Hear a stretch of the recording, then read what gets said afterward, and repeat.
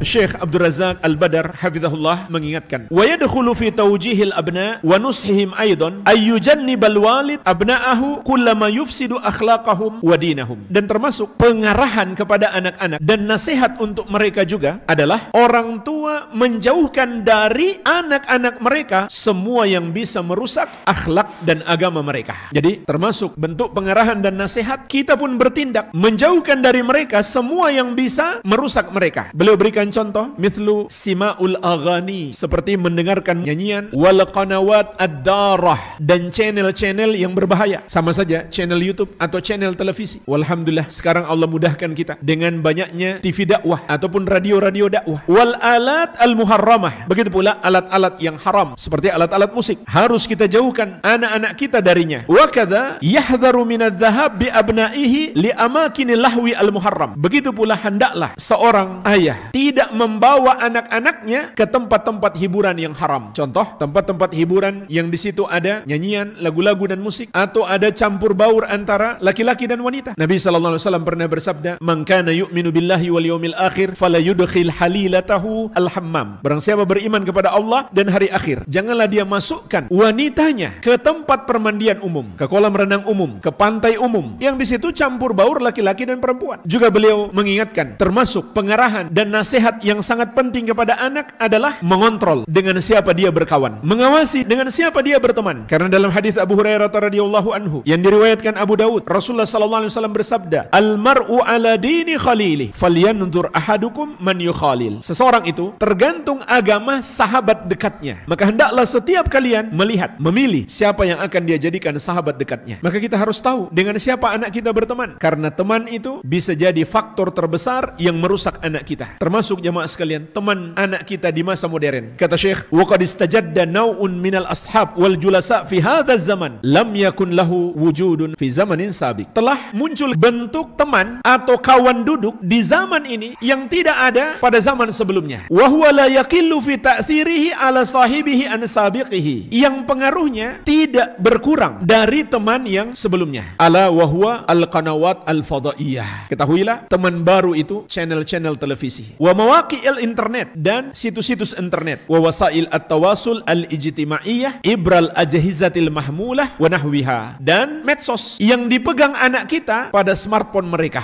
dan yang semisalnya. Wallati yahmiluhal abna fi aydihim aina makanu, yang dibawa oleh anak-anak kita dimanapun mereka berada, fi buyutihim, di rumah mereka, wa inda khurujihim, dan ketika keluar rumah. Banyak anak sudah nggak bisa lepas dari HP. Maka Syekh mengingatkan, wa hadhil ajhizah in lam takun tahta mutaba'atil aba wa riqabatihim fa inna khataraha azimun. Smartphone anak-anak kita kalau tidak mendapatkan pengawasan dari orang tua, maka bahayanya sangat besar. Alal uqul, yang akan merusak akal mereka, wal adyan, dan agama mereka, wal akhlaq wal adab, dan akhlak serta adab mereka. Fakam qad taha wan harafa minasyabab wasyabat bisababiha. Berapa banyak anak muda, laki-laki maupun perempuan, yang menyimpang dan tersesat dengan sebab HP mereka, dengan sebab medsos, tontonan di YouTube dan lain-lain. Wa ala bihimul amru ila munkaratin azimah, dan bahkan telah mengantarkan mereka kepada kemungkaran-kemungkaran yang besar, wa balaya jasimah, dan musibah yang besar. La ya'lamu khataraha illallahu azza wa jalla, yang tidak ada yang tahu betapa besar bahayanya kecuali Allah azza wa jalla. Jadi ini nasihat khusus dari Syekh untuk memperhatikan HP anak kita. Apa yang mereka tonton di medsos, dengan siapa dia berteman di medsos, apa yang dia tonton di YouTube. Dan mungkin kita bisa juga mencari aplikasi-aplikasi yang dengan itu kita bisa mengawasi anak kita. Bahkan kita bisa mematikan HP dari jarak jauh, dan juga memblokir YouTube atau website yang tidak pantas dilihat anak kita. Ada di bawaan YouTube-nya, ini perlu kita pelajari, atau ada aplikasi khusus yang bisa memblokir itu. Yang jelas kita harus mengerahkan usaha kita untuk pengawasan apa yang mereka tonton di YouTube, di televisi maupun di medsos. Al-Amwah, menemani ibadahmu juga hijrahmu.